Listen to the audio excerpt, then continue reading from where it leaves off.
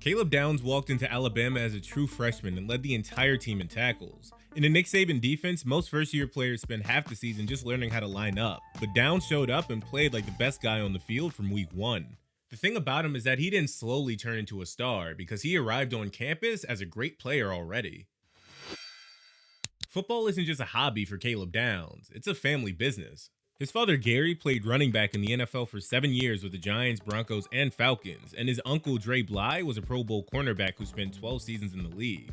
With his brother Josh currently playing receiver for the Indianapolis Colts, you can see that Caleb represents 3 generations of people who understood exactly what it takes to play at the highest level. Caleb grew up right in the middle of all that professional experience. His dad had him and Josh lined up in the living room at 5 years old, fully padded and running Oklahoma drills head to head. That's the very first football memory Caleb can even recall. He wasn't watching a game on TV or throwing a ball in the yard. He was doing full contact drills because his dad wanted him to feel the game before he ever stepped onto a field. By the time he reached Mill Creek High School in Georgia, the foundation was already set. He finished his high school career as a top safety and the number 7 overall player in the entire 2023 recruiting class. He had offers from Georgia, Ohio State, and Clemson, but he chose Alabama specifically because of Nick Saban. Caleb later admitted that picking the hardest defensive system in college was a straightforward decision, which shows you a lot about a 17-year-old kid who was looking for a challenge. What happened next tells you everything you need to know about his work ethic. A Cowboys scout named Eric Ellingsworth was already visiting East Tennessee State to check on a different prospect when he ran into Gary Downs, Caleb's father, who was coaching on the staff there. Gary mentioned that his son was already going through Alabama's defensive installs before he even moved on to campus. He wasn't just casually watching film, he was actually installing the pre-snap communication concepts while he was still a high school senior. Ellingsworth said that once he finally watched Caleb play as a freshman, he was ready to write the official scouting report immediately.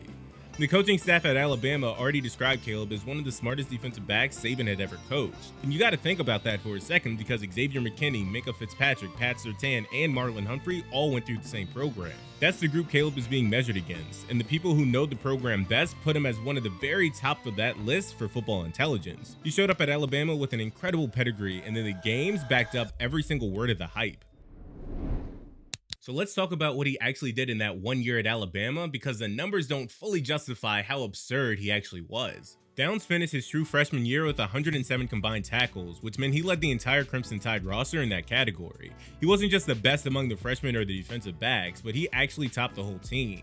This wasn't some soft schedule packed with cupcakes either, as Alabama played in the SEC and went to the college football playoff, while Downs served as a leading tackler through all of it at 18 years old. To really understand why that number matters, you have to understand what Nick Saban's defense actually demands from a player.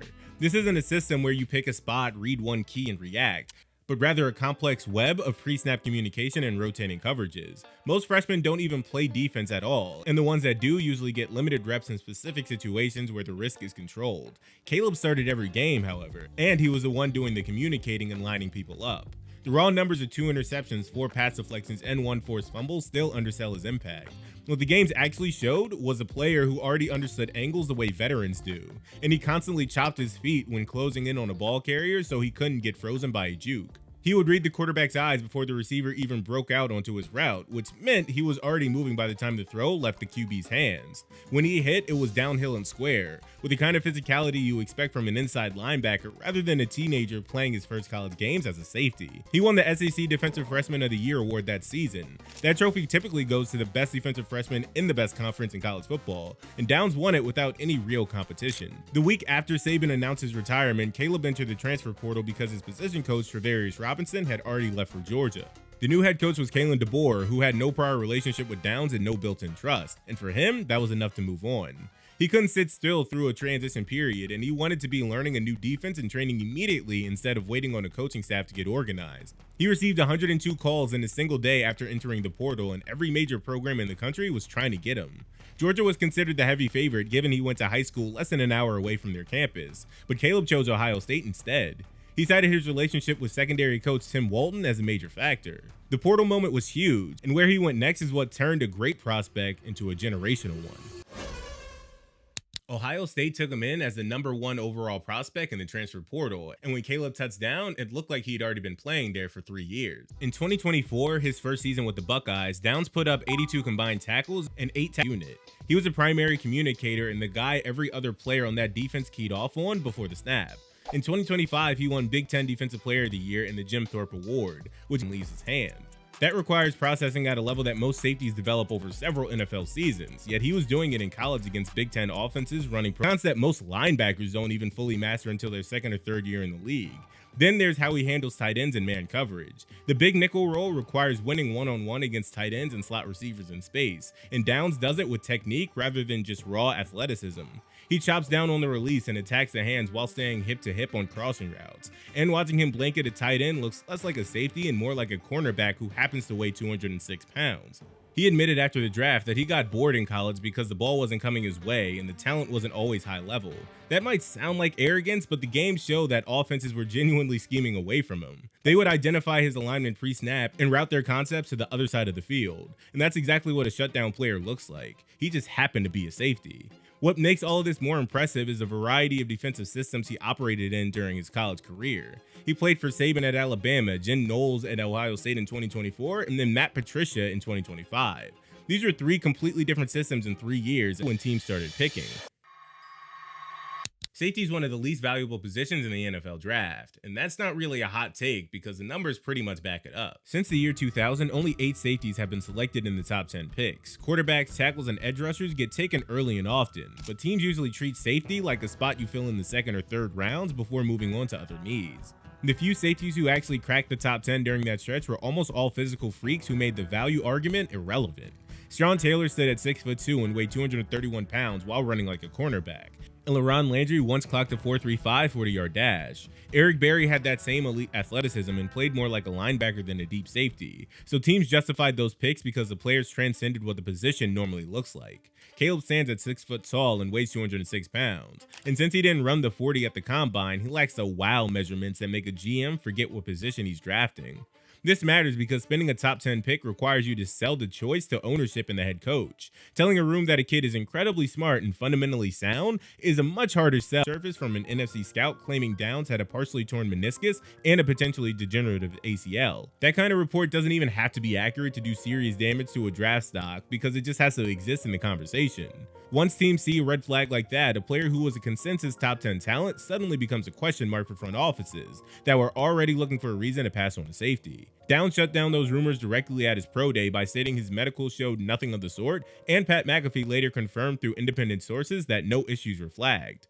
On top of those reports, Caleb never missed a single game across 3 college seasons at Alabama and Ohio State. And a degenerative knee simply doesn't let you stay that durable. When you think about where he landed, you have to remember that Minkah Fitzpatrick, who was also elite out of college coming out of the Alabama program, went 11th back in 2018. Budda Baker was one of the most productive safeties of his generation back at Washington, but fell to pick 36, while Kyle Hamilton went 14th in 2022 because he had the physical profile that made teams comfortable spending that type of draft capital. The question was never whether Downs belonged in that elite company, but rather did teams trust the position enough to pay top 10 money for it. Dallas eventually answered that question by trading up from 12 to 11 and giving up 2 fifth-round picks to jump ahead of Miami. That move showed a front office that did the homework, believed the real medical reports, and they weren't going to just sit back and hope their guy fell one more spot.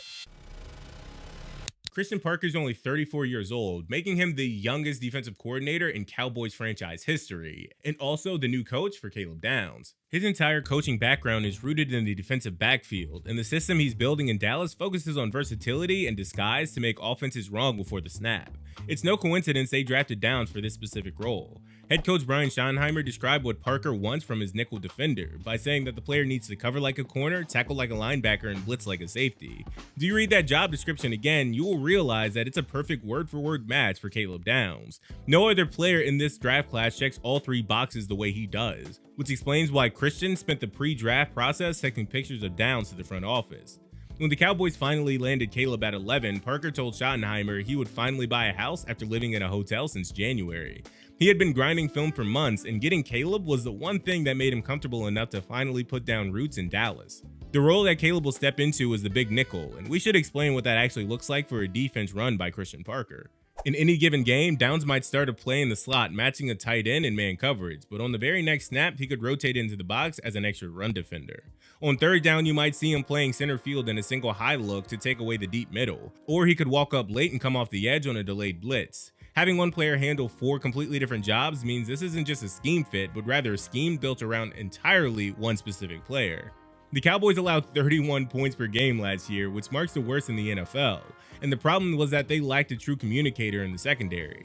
They needed someone who could get 10 other guys into the right spots so the defense was sound before the ball was even hyped. Caleb was that leader at Ohio State, and every scout who watched his tape talked about his ability to run the show. There's a national scout named Ross Weinsch who's been with the organization of the Dallas Cowboys for 14 years, and he admitted he had never seen a room as excited for a player as they were the moment they took downs. These are people who watch film for a living and have seen hundreds of prospects, yet they were genuinely fired up. Parker doesn't know exactly how his first year as a coordinator will go, but the foundation he's building has one specific player at the center of it. Caleb arrived in Dallas already knowing how to run 3 different NFL caliber defensive systems, and that level of intelligence is exactly what this defense was missing. Caleb changes the entire math for a defense just by being on the field, and the Cowboys clearly saw enough on tape to trade up for that kind of impact. So there you have it. Watch this next video if you haven't already, subscribe if you're new, and thanks for watching.